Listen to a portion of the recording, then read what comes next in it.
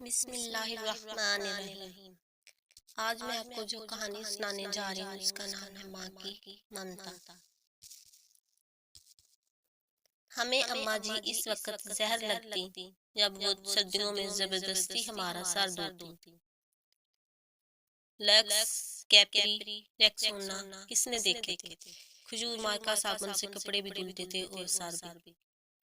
آنکھوں میں صابن کانٹے کی طرح چبھتا اور کان اماں کی ڈانٹ سے لال ہو جاتے۔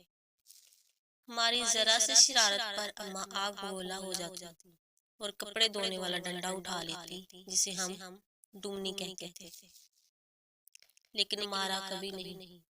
کبھی عین وقت پر دادی جان نے بچا لیا، کبھی بابا نے، اور کبھی ہم ہی بھاگ لیے۔ گاؤں کی رونقوں سے دور عین فصلوں کے بیچ ہمارا ڈیرا تھا۔ ڈیرے سے پگڈنڈی پکڑ کر گاؤں جانا اماں کا سب سے بڑا شاپنگ ٹور ہوا کرتا تھا، اور اس ٹور سے محروم رہ جانا ہماری سب سے بڑی بدنصیبی۔ اگر کبھی اماں اکیلے گاؤں چلی جاتی تو واپسی پر ہمارے رونڈے سے بہلانے کی کوشش کرتی۔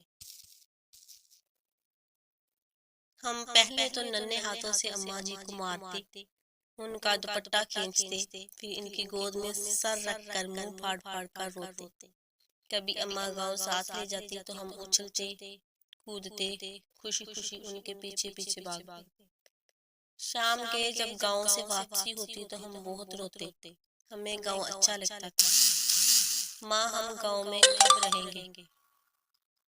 میرے سوال پر اماں وہی گھسا پٹا جواب دیتی، جب تو بڑا ہوگا، نوکری کرے گا، بہت سے پیسے آئیں گے، تیری شادی ہوگی، وغیرہ وغیرہ۔ یوں ہم ماں بیٹا باتیں کرتے کرتے تاریخ ڈیرے پر آن پہنچے۔ مجھے یاد ہے گاؤں میں بابا مظفر کے ہاں شادی کا جشن تھا۔ وہاں جلنے بجھنے والی بتیاں بھی لگی تھیں اور پٹاخے بھی پھوٹ رہے تھے۔ میں نے ماں کی بہت محنت کی کہ رات ادھر ہی ٹھہر جائیں، لیکن وہ نہیں مانی۔ جب میں ماں جی کے پیچھے روتا روتا گاؤں سے واپس آ رہا تھا تو نیت میں فطور آ گیا، کیسے واپس گاؤں لوٹ گیا۔ شام کا وقت تھا۔ ماں کو بہت دیر بعد میری گمشدگی کا اندازہ ہوا۔ وہ پاگلوں کی طرح رات کے اندھیرے میں کھیتوں میں آوازیں لگاتی اور ڈیرے سے لے کر گاؤں تک ہر کونے میں لالٹن لٹکا کر جاگتی رہی۔ رات گئے جب میں شادی والے گھر سے بازیاب ہوا تو وہ شیرنی کی طرح مجھ پر حملہ آور ہوئی۔ اس رات اگر گاؤں کی عورتیں مجھے نہ بچاتی تو اماں مجھے مار ہی ڈالتی۔ ایک بار ابو جی اپنے پیر صاحب کو ملنے سرگودا گئے ہوئے تھے۔ میں اس وقت 6 سال کا تھا۔ مجھے شدید بخار ہو گیا۔ اماں جی نے مجھے گرم چادر میں لپیٹ کر کندھے پر اٹھایا اور کھیتوں سے گزرتی 3 کلومیٹر دور گاؤں کے اڈے پر ڈاکٹر کو دکھانے لے گئی۔ واپسی پر ایک کھالے کو پھلانگتے ہوئے وہ کھیت میں گر گئی، لیکن مجھے بچا لیا۔ انہیں شدید گھٹنے پر چوٹ آئی۔ ان کے منہ سے میرے لیے حسبی اللہ نکلا۔ یہ واقعہ میری زندگی کی سب سے پرانی یادداشتوں میں سے ایک ہے۔ یقیناً وہ بڑی ہمت والی خاتون تھی اور آخری سانس تک محنت مشقت کی چکی پیستی رہی۔ پھر جانے کب میں بڑا ہو گیا اور اماں سے بہت دور چلا گیا۔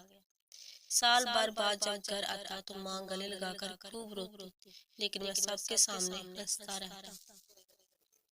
پھر رات کو جب سب سو جاتے تو چپکے سے ماں کے ساتھ جا کر لیٹ جاتا اور اس کی چادر میں منہ چھپا کر خوب روتا۔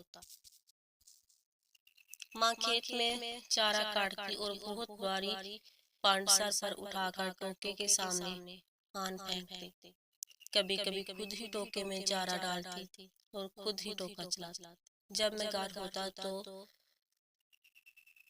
مقدور بار ان کا ہاتھ بٹاتا۔ جب میں ٹوکا چلاتے چلاتے تھک جاتا تو وہ سرگوشی میں پوچھتی، بات کروں تمہاری فلاں گھر میں؟ وہ جانتی تھی کہ میں پیدائشی عاشق ہوں اور ایسی باتوں سے میری بیٹری فل چارج ہو جاتی ہے۔ پھر ہم نے گاؤں میں گھر بنا لیا اور ماں نے اپنی پسند سے میری شادی کر دی۔ میں فیملی لے کر شہر چلا آیا اور ماں نے گاؤں میں اپنی الگ دنیا نکالی۔ وہ میرے پہلے بیٹے کی پیدائش پر شہر بھی آئی۔ میں نے انہیں سمندر کی سیر بھی کرائی۔ کلفٹن کے ساحل پر چائے پیتے ہوئے انہوں نے کہا، اس سمندر سے تو ہمارے ڈیرے کا شپر زیادہ خوبصورت لگتا ہے۔ ماں بیمار ہوئی تو میں چھٹی پر ہی تھا۔ انہیں کئی دن تک بس کو پان کھلا کر سمجھاتا رہا کہ معمولی پیٹ کا درد ہے، جلد افاقہ ہو جائے گا۔ پھر درد بڑھا تو شہر کے بڑے اسپتال لے گیا، جہاں ڈاکٹر نے بتایا کہ جگر کا کینسر آخری سٹیج پر ہے۔ خون کی فوری ضرورت محسوس ہوئی تو میں خود بلڈ بینک بیڈ پر جا لیٹا۔ ماں کو پتہ چلا تو اس نے دکھ سے دیکھ کر اتنا کہا، کیوں دیا خون خرید لاتا کہیں سے پاگل کہیں کا۔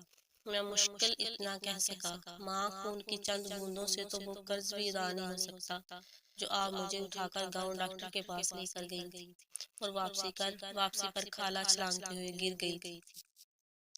وہ کھلکھلا کر ہنسی تو میں نے کہا، اماں مجھے معاف کر دینا، میں تیری خدمت نہ کر سکا۔ میرا خیال ہے کہ میں نے شاید ہی اپنی ماں کی خدمت کی ہوگی، وقت ہی نہیں ملا۔ لیکن وہ بہت فراخ دل تھی۔ بستر مرگ پر جب بار بار اپنی کوتاہیوں کی ان سے معافی طلب کر رہا تھا تو کہنے لگی، میں راضی ہوں بیٹا، کا ہے کو بار بار معافی مانگتا۔ ماں نے میرے سامنے دم توڑا لیکن میں رویا نہیں۔ دوسرے دن ساری باری ہونے لگا تو قبرستان چلا گیا اور قبر پر بیٹھ کر منہ پھاڑ کر رویا۔ ماں سے بچھڑے مدت ہو گئی، اب تو یقین بھی نہیں آتا کہ ماں کبھی اس دنیا میں تھی بھی کہ نہیں۔ آج بیت اللہ کا طواف کرتے ہوئے پٹھانوں اور سڈانیوں کے ہاتھوں فٹ بال بنتا جانے کیسے دیوار کعبہ سے جا ٹکرایا۔ یوں لگا جیسے مدتوں بعد پھر ایک بار ماں کی گود میں پہنچ گیا ہوں۔ وہی سکون جو ماں کی گود میں آتا تھا، وہی اپنائیت، وہی محبت جس میں خوف کا عنصر بھی شامل تھا۔ اس بار منہ پھاڑ کر نہیں، داڑے مار مار کر رویا۔ 70 ماؤں سے زیادہ پیار کرنے والا رب کعبہ اور ہم صدا کے شرارتی بچے۔